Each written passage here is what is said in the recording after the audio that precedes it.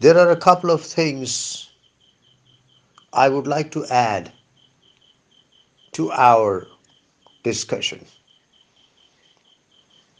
The first thing is that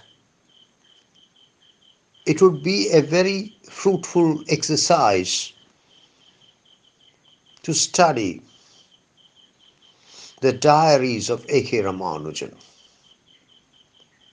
A.K. Ramanujan started maintaining a diary when he was a young man, and he was very methodical, very punctual, very meticulous in the matter. Right from his youth to virtually the day on which he passed away, Ramanujan maintained a diary. For example, let us take a look at the diaries that he maintained while he was in India before he left for the United States on a Fulbright scholarship. Because this is the period during which a river was written. The diaries reveal that A.K. Ramanujan was completely out of place in the Indian context. He appears to have experienced acute discomfort, intense isolation, and extreme alienation. He was very unhappy with the place and the time. I would postulate that this acute discomfort that A.K. Ramanujan experienced while in India as a young man before his departure to the West, before he migrated to the United States, is the bedrock, is the ontological bedrock on which the edifice of a river is built. It is my opinion, it is my personal opinion that a river of A.K. Ramanujan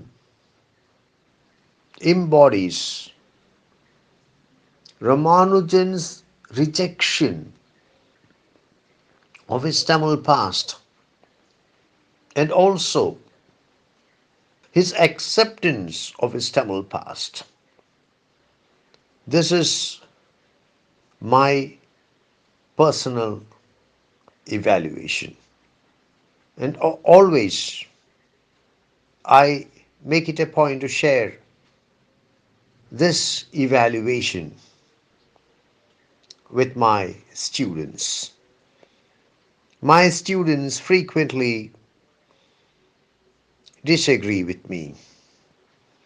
For example, once a student said, "Sir, a river embodies Ramanujan's rejection of his Tamil past.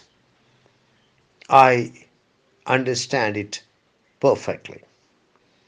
But how does it embody his acceptance of his Tamil past? Is there any acceptance of his Tamil past in the poem?" I think to answer this question, I have to seek the support of Jacques Derrida. I have to apply deconstruction. I have to apply deconstruction theory. When you accept, you also reject a little. When you reject, you also accept a little. When you love, you also hate a little. When you hate, you also love a little. Let us take the case of A.K. Ramanujan. A.K. Ramanujan married Molly Daniels, a Syrian Christian girl, because he fell in love with her. And it was certainly a case of acceptance. But eventually, he divorced her, which was a case of rejection. After some time, he remarried her, which most certainly is a case of acceptance, because after all that has happened, you remarry the girl whom you have divorced. But finally, he divorced her for the second time. What is this but rejection? I think that he died prematurely. Had he lived longer, he could have remarried her and re-divorced her a few more times.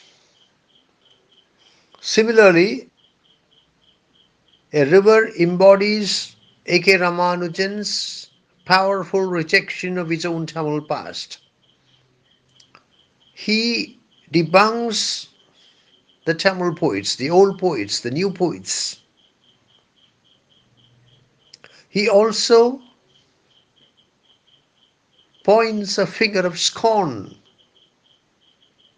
at the people of Madurai, who are as heartless, as selfish, as callous as the old poets, the new poets, and the administrators who refuse to maintain the bridges well, who refuse to maintain the water gates well. So the rejection of the Tamil past of the poet is clearly visible in the poem. Now, where is the acceptance? Take a look at the opening of stanza 4 of the poem. He was there for a day. My question is, why was he there for a day? Why was he there at all? The fact that he comes to Madurai demonstrates that he has not been able to shake off his Tamil past completely. The very fact that Ramanujan felt compelled to be in Madurai, to write a poem about Madurai, to write a poem about the Vaigai on whose banks Madurai stands, shows that there is at least a small quantum of acceptance in his rejection. That there is at least a trace of acceptance in his rejection. Thus, a river of A.K. Ramanujan embodies both his rejection of his Tamil past, and his acceptance of the same.